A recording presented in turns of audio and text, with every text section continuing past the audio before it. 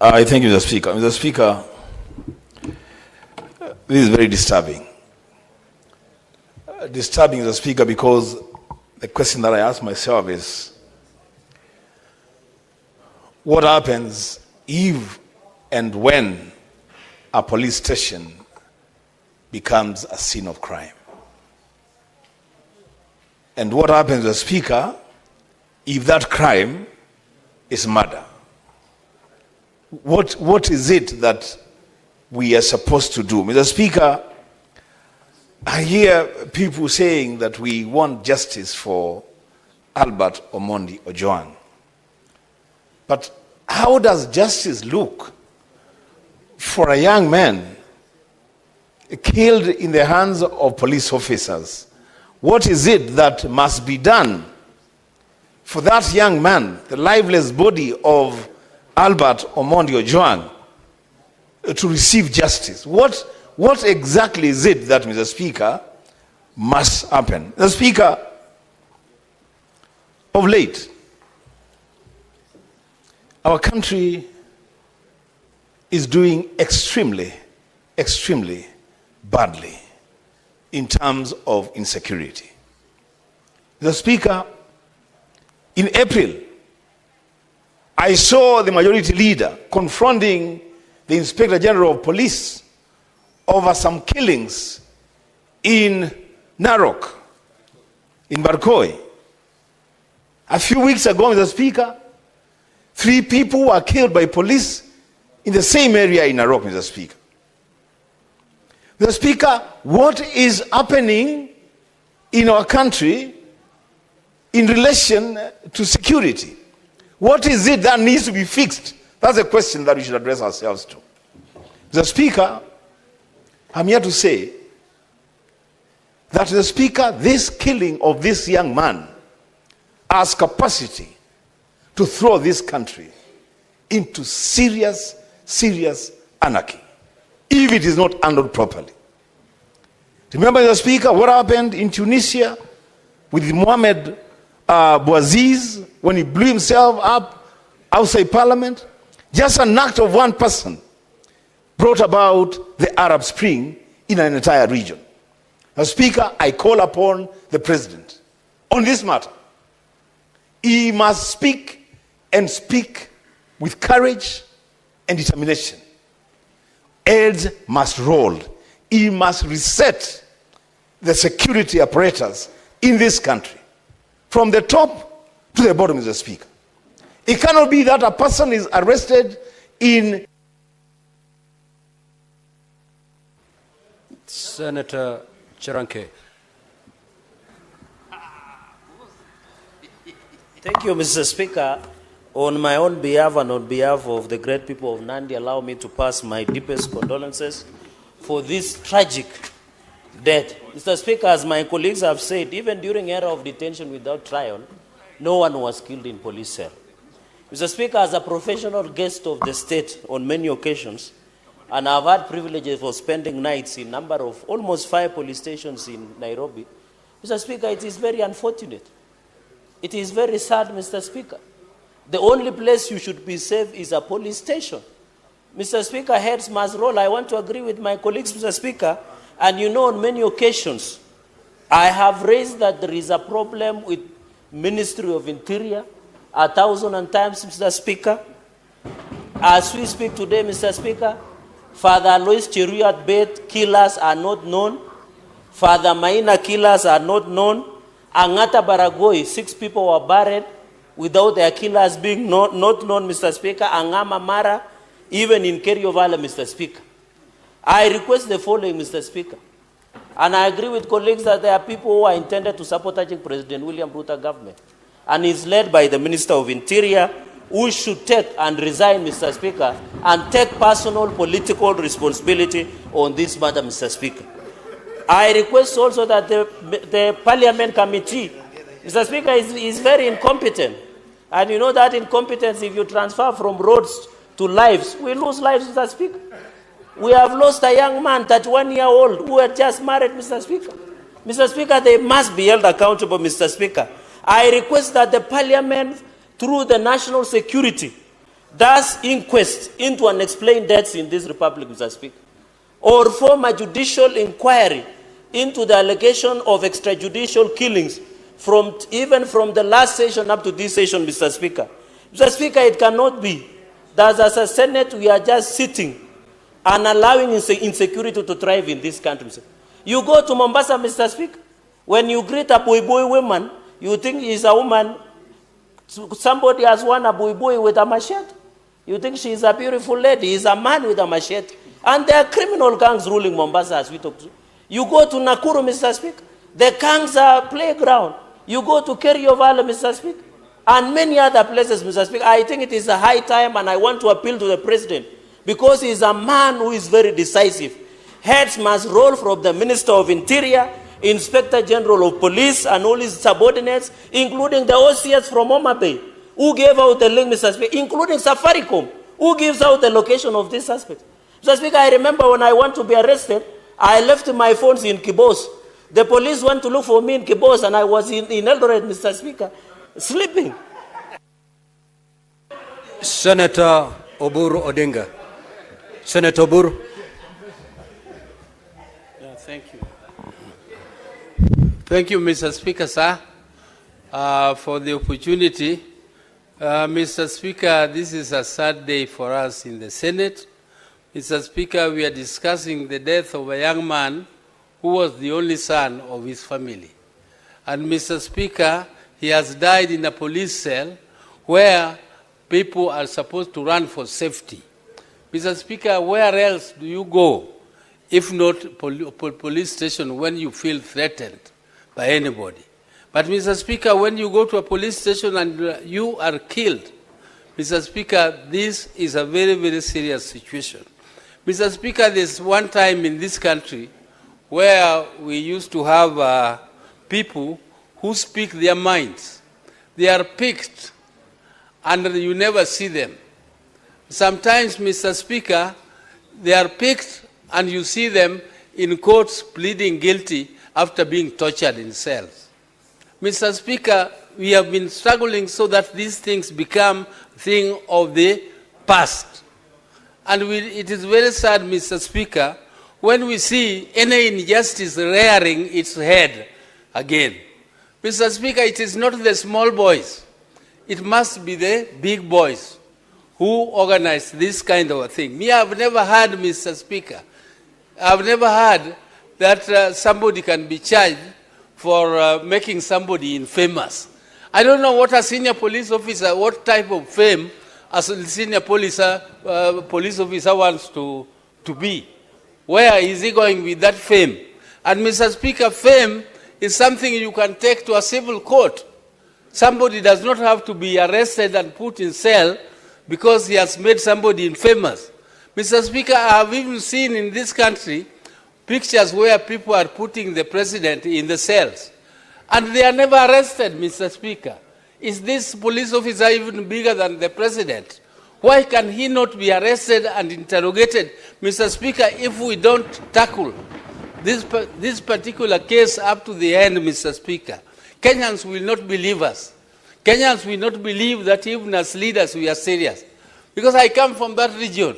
What am I going to tell the people of Homa Bay when I go there? That we are in broad-based government. And I don't explain to them how their son was picked and then put in some police cell, where there are many police cells, Mr. Speaker, on the way from Oyugis.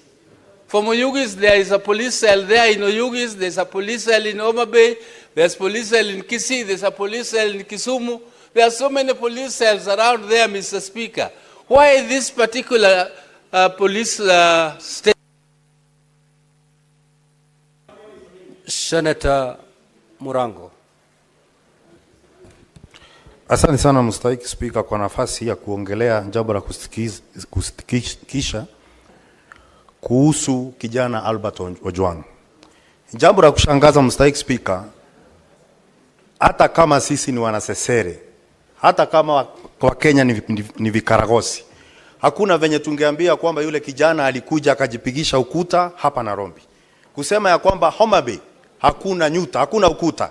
Ukuta alipata na rombi na akakuja akapiga ukuta akafa. Mstahiki Speaker, kivuli cha fimbo hakiwezi kuficha mtu jua. Na hata watu wajaribu kuficha hili jambo namna gani, lazima litakuja kutokea wazi. Juzi niliona ya kwamba maafisa wakuu katika idara ya polisi wakisema wale wandogo wao ndo walifanya hiyo kitendo. Lakini Mstahiki Speaker, samaki wote unuka lakini walimshuku kambare. Kama kuna harufu, kama kuna mwozo, ni idara lazima ya polisi kuanzia juu mpaka chini. Na kwa hivyo waisema kwamba wale wandogo peke yao ndo walifanya hiki kitendo. Mstahiki Speaker, tunaona kama ningekuwa ni Mbwenyenye amewawa, kungekuwa na watu tayari wamekamatwa. Na kuna msemo moja Kiswahili unasema kwamba maskini hedi mkele, na hata angenda mkele akapakia jahazi mchele tele urudi na upele. Kifo cha Ojwang kinafaa kuwa venye hatua inachukuliwa wakati wandosi wanawawa, hata huyu kijana nafaa kuangaliwa na mambo yake ichunguzwe. Lakini unajua Mstahiki Speaker, ukiona kesi inakaa sana katika kasri ya mfarume, ujue kwamba tajiri ana makosa. Hii kesi ya huyu kijana venye imekuwa ikizungushwa inaonekana kwamba kuna wandosi fulani ambao wako na makosa. Na tusifanye hili jambo likawa ni jambo la kisiasa Mstahiki Speaker. Lakini iko siku ukiona kivuli cha mtu mfupi kimeanza kuwa kirefu, jua kuna kucha ama ni machweo. Siku moja machweo itakuja kutufikia. Kwa hivyo ningeomba serikali, taasisi za usalama kuhakikisha kuvalia njuga swala hili, kuhakikisha ya kwamba Ojwang isiwe tu kwamba itakuwa ni takwimu ya mtu mwingine amepotea na hakuna kitu imefanyika. Asante sana Mstahiki Speaker. Senator Mogeni. Mr. Speaker, as we address Kenyans this afternoon, a post-mortem report that has just come out says the late Ojwang was killed due to neck compression, meaning he was squeezed with an intention of being killed. That he suffered soft tissue injuries spread all over the body, meaning a gang inside a police cell in the Republic of Kenya was used to murder this young boy. And then he had head injuries. The conclusion, Mr. Speaker, from 5 pathologists associate these injuries with external forces inflicted in keeping with assault. Mr. Speaker, you are a lawyer. Assault means, Mr. Speaker, that in the Republic of Kenya, we have police officers who arrest citizens, assault them, murder them, and we are behaving like it's normal. Speaking for 3 minutes in the Senate of the Republic of Kenya. Mr. Speaker, this is a serious matter. This is a matter that can bring a revolution, Mr. Speaker. We cannot tolerate, Mr. Speaker, a situation, Mr. Speaker, where a government that is supposed to take care of citizens is watching as we murder innocent citizens in a police cell. Picture this.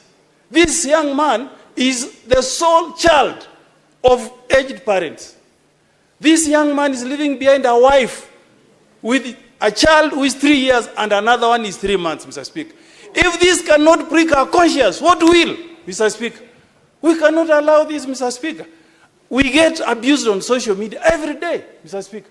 I've even seen occasions where even the president himself, Mr. Speaker, has faced attack on social media, Mr. Speaker. But you don't react by murdering people, Mr. Speaker. Mr. Speaker, I'm asking the Security Committee tomorrow, not the day after tomorrow. Mr. Speaker, tomorrow we need all heads of security agencies before this House, Mr. Speaker, for an explanation. If not, Mr. Speaker, we have no reason why we should speak as people who have been elected to represent the people. There cannot be a case like this, Mr. Speaker, in a country that is democratic, that is independent, Mr. Speaker. Mr. Speaker, I'm speaking with a lot of anger because I'm a father, Mr. Speaker. How would you feel if it was you, Senator?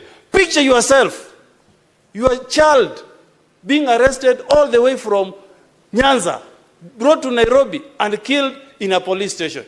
If that had happened, Oburu Odinga, he will not be here, Mr. Speaker. Even Raila Odinga will not be alive today if successive governments behave the way we are behaving, Mr. Speaker. These are extraordinary times, Mr. Speaker. At the end of this statement, Mr. Speaker, we expect you to issue directive that Senator Nyamu. You've been given. Change your mind. Mr. Speaker, thank you, Mr. Speaker, for this opportunity. Mr. Speaker, the images of that young man's father crying, holding a title deed that he had brought all the way to bail out his son are haunting this country. We cannot shake off those images. They keep recurring in our minds, Mr. Speaker. And you can imagine what is building up in Kenyans right now. What is shocking, Mr. Speaker, is that even after driving him 400 kilometers from Kisumu, he was not booked in the occurrence book, even as he lay in the cells. That in itself is a red flag that points at the intentions of the officers who arrested him. As we speak, police officers concerned have been indicted. What that means is that as much as they will not continue to carry out their duties, they will continue to earn half their salary. Mr. Speaker, that is dancing on the grave of that young man. We want those police officers implicated discontinued from police service immediately. We want them to take a plea. We want them to be charged. And the complainant, who is a DIG of police, we are very disappointed. We are embarrassed that you are so intolerant. Mr. Speaker, right now I am trending because I goofed, maybe, by politicizing the matter. I have been trolled, but I cannot fathom getting such anger to an extent of even trying to be vengeful with anyone who is trolling me, for example. Mr. Speaker, as a country, as my colleagues have said, we are treading very dangerously, and we want the president to take charge of this situation. He has committed time and again that he will protect the youth of this country and he will protect their future. We are watching. Mr. President, the country is watching. We want to see how you handle this matter because that is going to tell us a lot about you. Thank you, Mr. Speaker. Senator Kajwang. Mr. Speaker, Albert Omondi Ojwang comes from Kokwanyo Kakelo Ward in Kabondo Kasipul in Homa Bay County. People are shedding tears here. I am mourning someone from my county, someone from the county I represent. Mr. Speaker, I have buried too many young people following the Gen Z protests just 1 year ago. Mr. Speaker, I buried close to 7 young people who were killed. Some of them were discovered in quarries, extrajudicial killings, and enforced disappearances. Mr. Speaker, in the post-election violence, I buried close to 10 young people, again extrajudicial killings. Mr. Speaker, during the protest when Raila came back from the United States, I buried almost 10 people who were killed by the police. We have felt the pain. We have shed tears, Mr. Speaker. These must be brought to a close.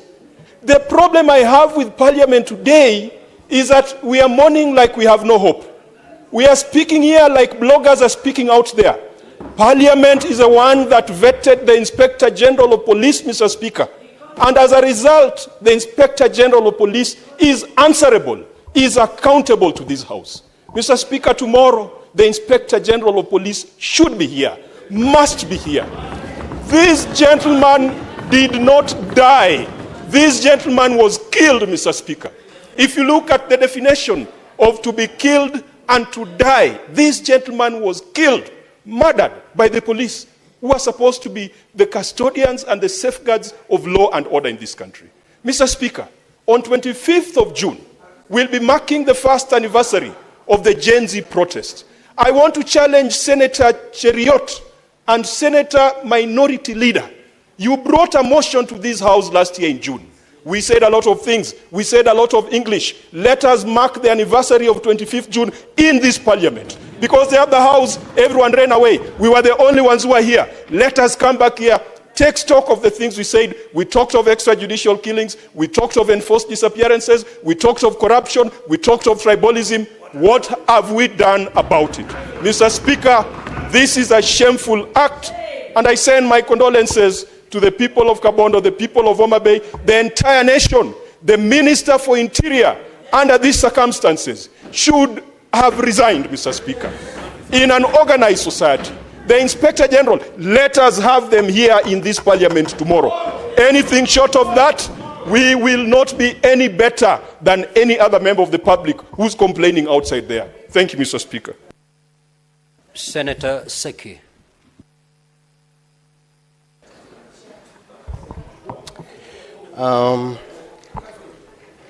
Thank you so much, Honorable Speaker.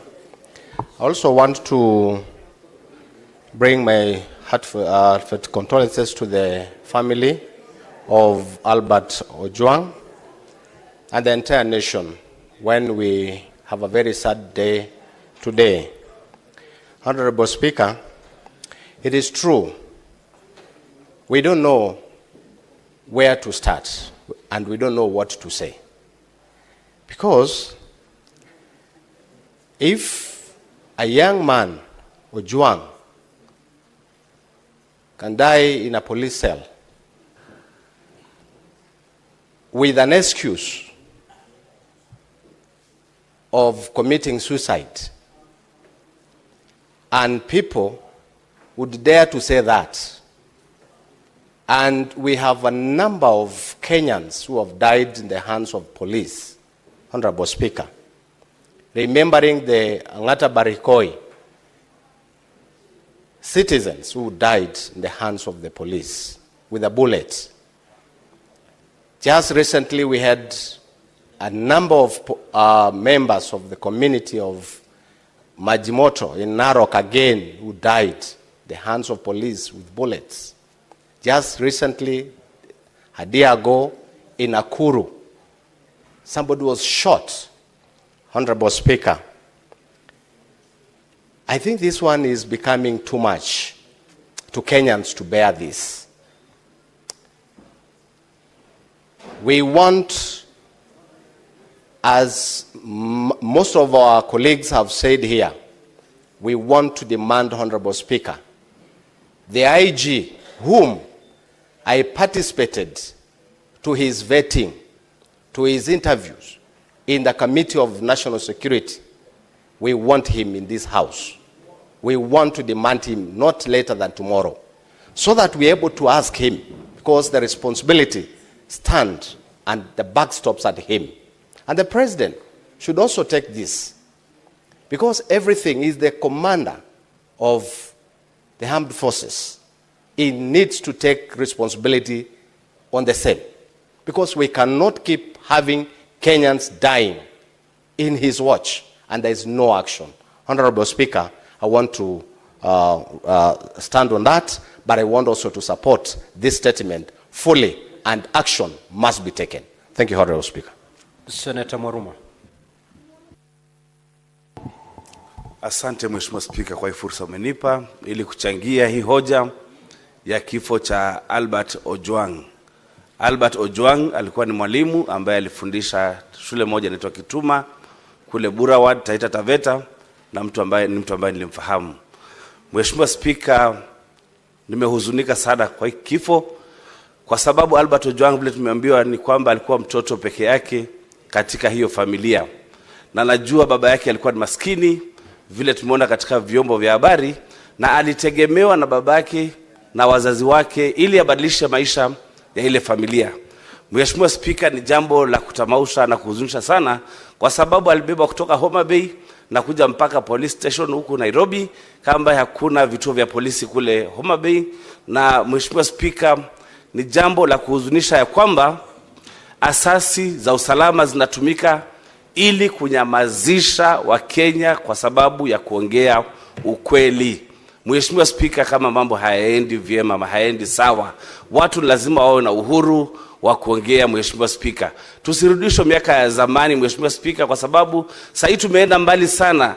Na Mheshimiwa Spika, zamani nakumbuka wakati wa miaka ya 90 ilikuwa ukiongea ulikuwa unaangalia nyuma, na hata mkiwa kwa nyumba mnasema kwamba kuta zina masikio, kwa sababu kulikuwa na kila mahali watu ambao walikuwa wanaitwa maspai. Mheshimiwa Spika, hatutaki kurudi hayo maeneo. Mheshimiwa Spika, ni lazima uchunguzi ufanywe vizuri. Mheshimiwa Spika, katika hii nyumba nilileta statement Mheshimiwa Spika, ambayo haijapata suluhu bado, haijapata majibu bado, ya mtu ambaye aliuawa kule kwetu Veruga ndani ya mikono ya polisi akiwa seli. Mheshimiwa Spika, Mwangoji wameeliza aliuawa pia, na mpaka saa hizi Mheshimiwa Spika, kamati husika haijaleta ripoti kamili, na ningependa kushinikiza Mheshimiwa Spika kwamba hiyo ripoti iletwe ili tujue Mwangoji alifanya nini, alifanya makosa gani, na ni kitendo gani kilifanywa na wale polisi ili yeye kufa katika mikono ya polisi. Mheshimiwa Spika, lazima hili swala liangaliwe kwa undani, lakini Mheshimiwa Spika, ningependa kusema Wakenya wasinyamaze wakati kuna mambo ya wakashifu, kwa sababu ni haki yao ya kuongea, na ni haki yao baada ya wameongea walindwe. Si kusema kwamba ukiongea ukweli kwamba hautalindwa. Mheshimiwa Spika, lazima Kenya turudi na tujue kwamba tuko na katiba mpya ambayo inalinda kila Mkenya. Kwa hivyo Mheshimiwa Spika, kulikuwa na nguvu na uwezo wa Albert kupelekwa kotini, mwalimu Albert kupelekwa kotini na kufungulia mashtaka, si kumua Albert ndani ya jela. Mheshimiwa Spika, kwa hayo machache Mheshimiwa Spika, na Senator for Meru County, Senator Kathure. Thank you, Honorable Speaker, also for this opportunity to give my condolences to this young soul, which you have lost in a very, very cruel circumstances, Honorable Speaker. Honorable Speaker, Kenya is bleeding this afternoon since we learned the death of Albert. And Mr. Speaker, as my colleagues have clearly put it, the Committee on Security of this House, let us lead by example. Chair Fatuma Nduro should suspend any other activity that they have for this week. Now I'm speaking as the chair of the Liaison Committee with the powers bestowed to me by the committee and the standing orders. No. That is why, Honorable Speaker, when we have matters such as matter heavy as this, at least the chair or the vice chair should be recording notes of what the members are saying, so that whatever they do in the committees, they will get input from the members, the senators. What we are saying here, we are not just talking in vain, but they should be here to take notes, so that when they meet the IG of police and anybody else, they have facts and issues that they should raise with them. I don't want to communicate to you directly, Senator Nduro, but thank you for coming back, because what we are discussing is a matter of national importance that needs a lot of attention. So I was saying that maybe this week you should suspend any other activity that you have as a committee and deal with this matter perpendicularly. How I wish that all these police commanders, the IG and all those people involved that will summon, including the CS, can appear before the plenary, not even to your committee, but before the plenary, so that we can ask serious questions that maybe the 9 of you might be able not to handle. So, Mr. Speaker, sir, today I'm very sad indeed that just the other day from Homa Bay County, we lost a member of parliament. Again, from Homa Bay County, we have lost a very young man who maybe could have aspired to become the member of parliament for Kasipuru Kabondo. So, Mr. Speaker, I think this is a matter that needs a lot of attention. It is an afternoon that we really need, not even to talk about parties. Whether there is an agreement, coalition agreement, or broad-based agreement or not, no Kenyan should die in a political cell. So don't tell us about the agreements on political parties. No, we are talking of a Kenyan, a young man who has passed on. So let's forget about the parties. Forget about whether I'm in UDA or not. UDA also condemns with the strongest terms possible this death of this young man. I'm a very senior member of UDA, and personally, I'm not happy that this guy wacha ivunjike, don't mind. So, Mr. Speaker, let me... Senator Hamida.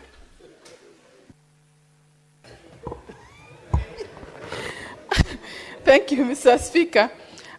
It is sad indeed, Mr. Speaker. I am deeply saddened by Albert's death. Mr. Speaker, when we talk about, I'm sure all of us will be talking about Albert's death, Albert's soul to rest in peace. And I'm just wondering, is his soul going to rest in peace really? After all what happened? Did he really deserve what happened to him? Freedom of expression, Mr. Speaker, must never be a death sentence. It shouldn't. And you can imagine a young life that has been lost. It is sad indeed. We call for a thorough investigation, Mr. Speaker. Albert's voice should not be silenced. I feel strongly, and I really appeal for justice, Mr. Speaker. The OCS, I hear the OCS has been interdicted, but does that mean anything? Does it really mean anything? He has just been, the story remains the same. It is sad indeed. It is devastating for this loss of a young life. Mr. Speaker, I feel that let us just stand by justice. It is painful, Mr. Speaker, as I speak. I don't have words for such. For someone just to be in a cell and died suddenly, with a lot of story and banging his head. I feel, the story does not add up in any way, Mr. Speaker. By justice delayed, Mr. Speaker, we say it's justice denied.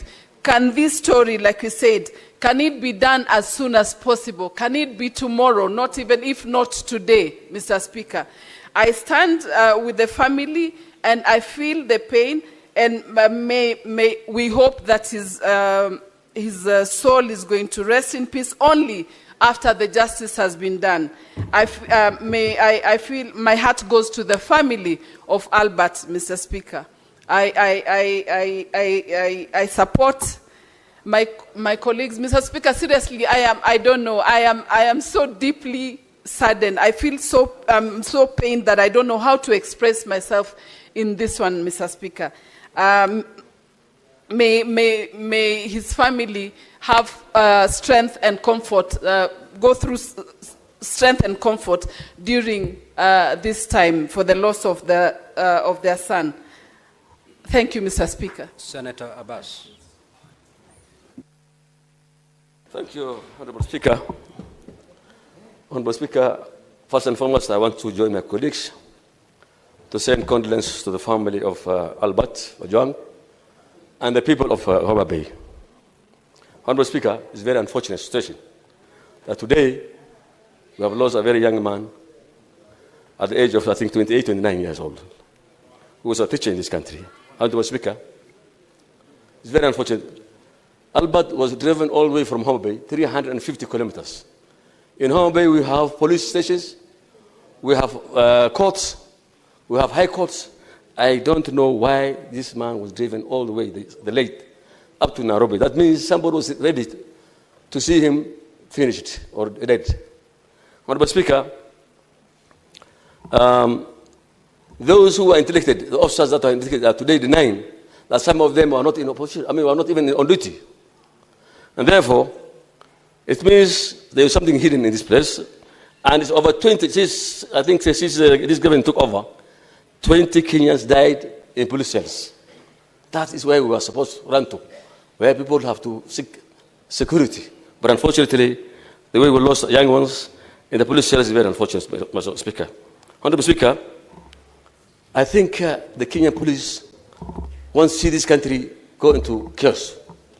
I think they won't see this government fails. Because every day we're hearing people are being killed and being shot. The police, I think, are going slow to show the world that they won't see the current government is not in support of their life or whatever. I don't know what's the problem. However, my Honorable Speaker, if this has happened, I think the highest leader of the security must resign in this country. That is the minister, the PS, and the CIG should all resign to show that this matter